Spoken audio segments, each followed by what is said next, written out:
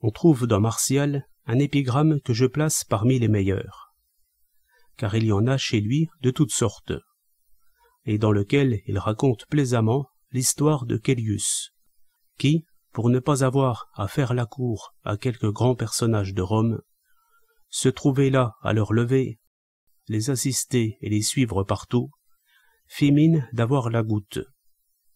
Pour rendre son excuse plus vraisemblable, il se faisait pommader les jambes, les tenait enveloppées, et imitait parfaitement le port et la contenance d'un homme goutteux. Pour finir, le hasard fit qu'il le devint pour de bon. Combien puissants sont les soins et l'art d'imiter la douleur. La goutte de Caelius a cessé d'être feinte. Martial.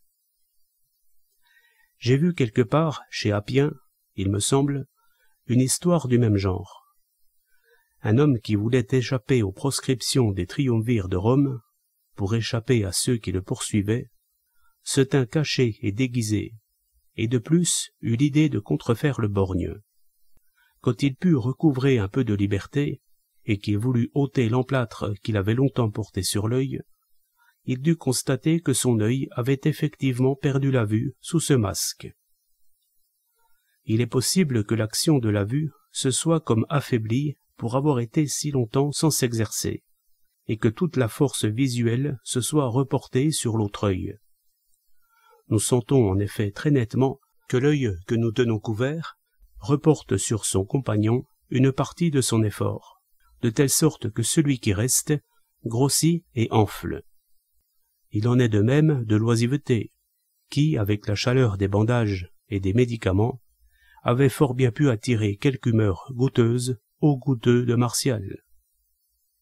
J'ai lu dans Froissart qu'une troupe de jeunes gentilshommes anglais avait fait vœu de porter l'œil gauche bandé jusqu'à ce qu'ils fussent passés en France, et eussent accompli quelques faits d'armes contre nous. Et je me suis souvent amusé en pensant qu'il eût pu leur arriver la même chose qu'aux autres, et qu'ils se fussent trouvés tous borgnes en retrouvant leurs maîtresses, pour lesquelles justement ils avaient tenté cette entreprise. Les mères ont raison de gronder leurs enfants quand ils contrefont les borgnes, les boiteux, les bigleux et autres défauts physiques. Car outre le fait qu'un corps tendre peut ainsi prendre un mauvais pli, on dirait que, je ne sais comment, le sort semble s'amuser à nous prendre au mot.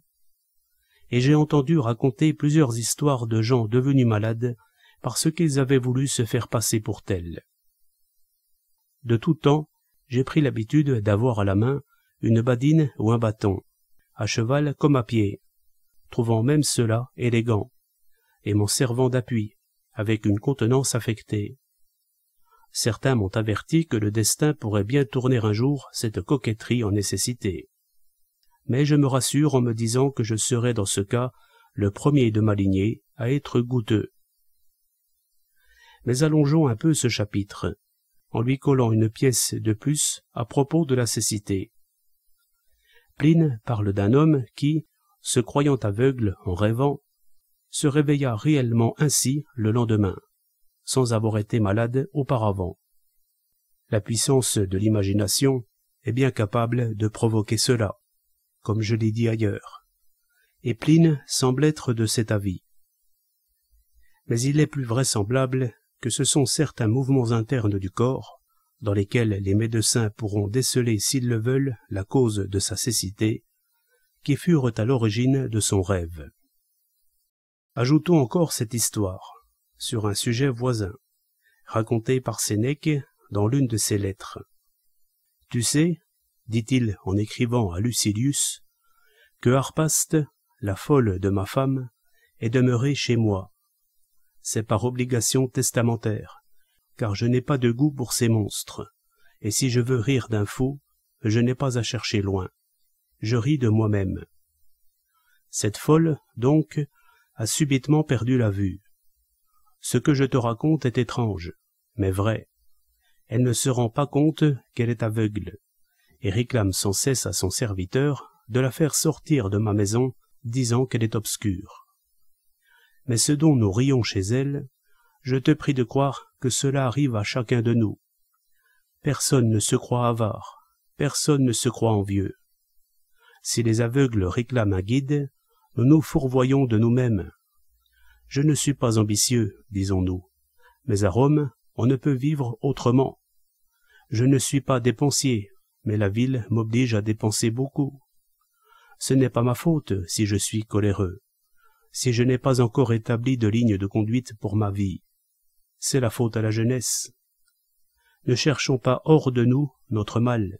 Il est en nous. Il est planté dans nos entrailles. Et le fait même de ne pas nous sentir malades nous rend la guérison plus difficile. Si nous ne commençons pas de bonne heure à nous soigner, quand parviendrons-nous à guérir tant de plaies et de maladies? Nous avons pourtant un remède très doux, la philosophie. Car si avec les autres on ne tire du plaisir qu'après la guérison, avec celui-là, on a du plaisir et on guérit en même temps. Voilà ce que dit Sénèque, et il m'a emporté un peu loin de mon propos. Mais on ne perd pas au change.